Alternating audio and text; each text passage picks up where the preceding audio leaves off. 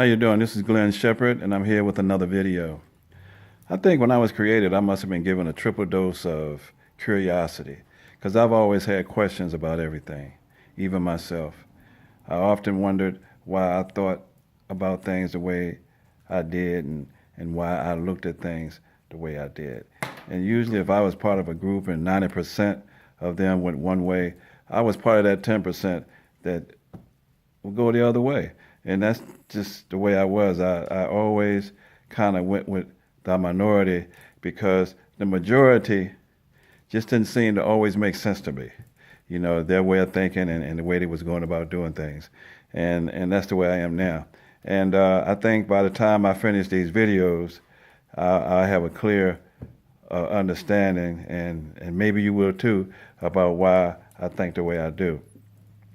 But I was born in Alexandria, Virginia, into the Shepard family. Now, my last name is my grandfather's last name. Like I had mentioned earlier, I never met my real dad. So that means that there's probably a whole lot of relatives out there on his side that I know nothing about. And I used to think about that a lot. And I still think about it a little bit, but you know, it is what it is. In the Shepard household, there was my grandfather, my grandmother, my mother, and her three sisters. And before I arrived, my grandfather was the only male.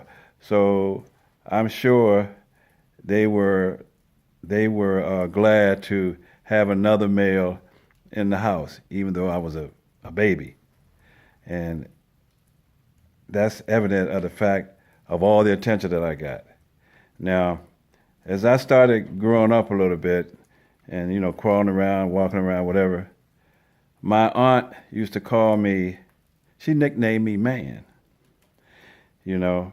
So I didn't hear boy a lot. You know, it was either Glenn or Man.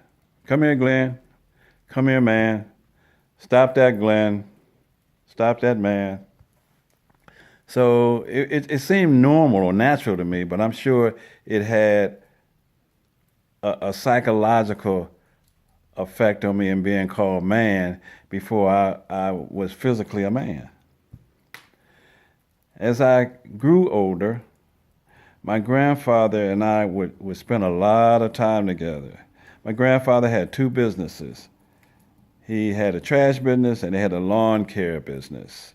And he would take me to work with him. Even before I was old enough to really do anything major, I was just there with him and watch him and you know, carry a few things or lift something up, something like that. And I think from that is where I got my work ethic, because I was always able to get a job, always. And another thing I noticed about my grandfather is that he was always on time.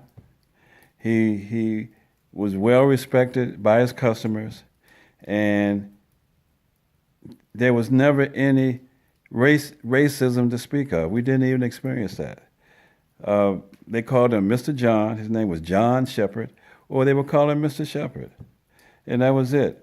And this is what I remember the whole time I worked with him. And when we finished, we would go home, of course. Sometimes we would bring lunch, or sometimes he would buy lunch. And it was a wonderful time. I wouldn't change it for the world. Now the household, man, that household was full of so much love and respect and nurturing and caring that I don't think I could have got a better beginning in life, because it was unbelievable. Now that I think of it, I've never heard any profanity in that house.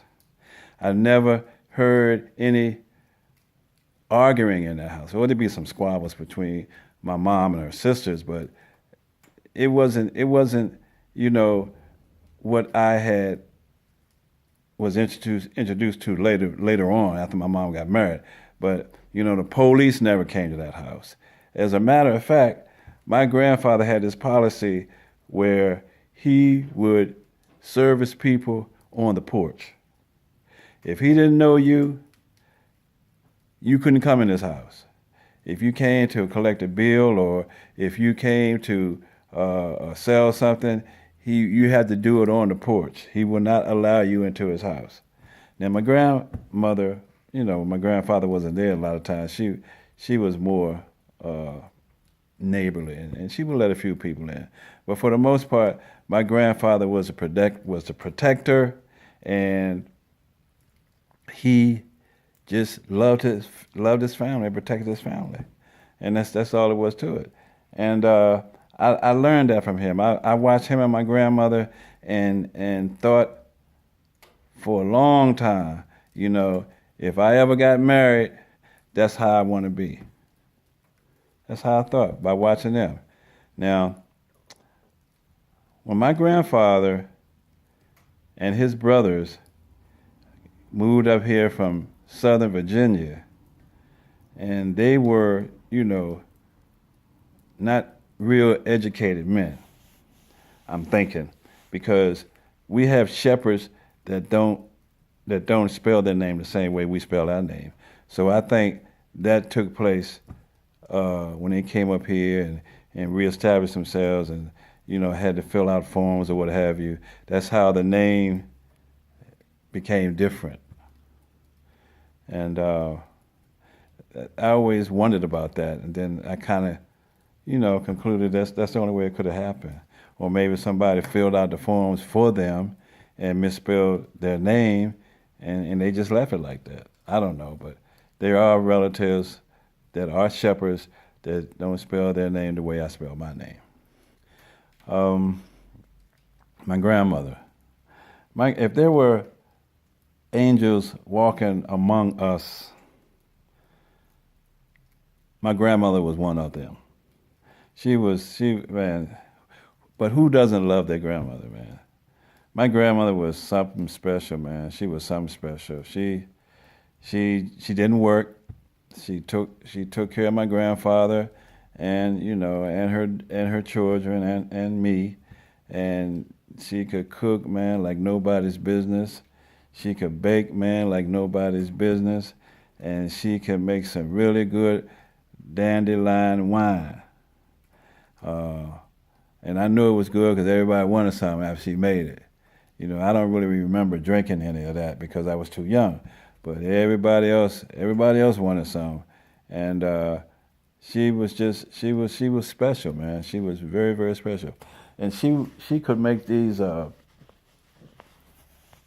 yeast rolls that you would die for, and the bad part about the yeast roll recipe is that out of all my grandmother's daughters, not one of her daughters was able to duplicate that recipe.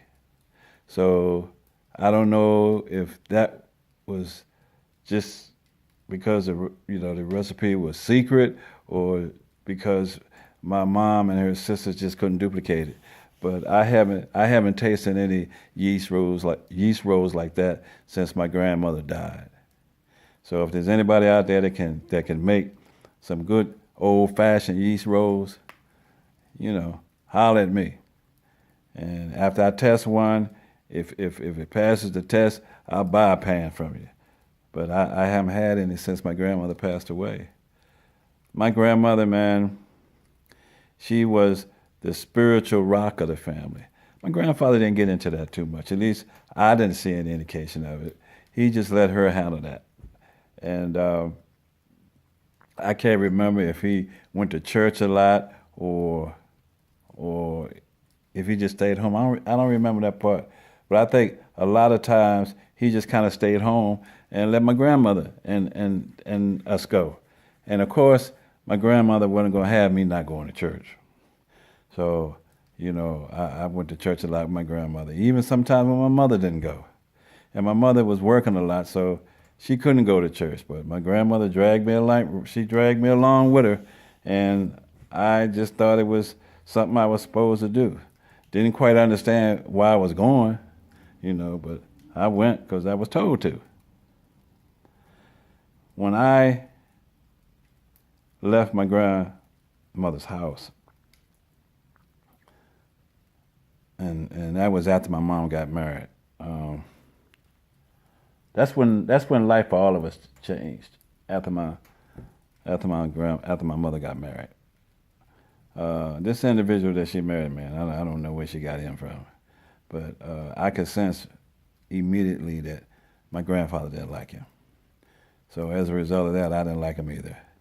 But you know, that was my mom's choice, so everybody respected that. And he he wanted us to move out the house, me and my mom, and for them to get their own place. And I can understand that. But rumor has it that uh, when they came to get me, because I stayed with my parents for a while until they got, you know, the new place set up, I think. And rumor has it that when they came to get me, my grandfather went down in the basement of his house and just cried, you know. And I don't know if he did that because he knew what we was in store for, because we didn't even know what we was in store for. Because this individual that my mom married, man, he was a different cat, man. He was a different cat. If I could describe it this way, we left heaven in my grandfather's house and entered hell, literally, with this individual. Wow.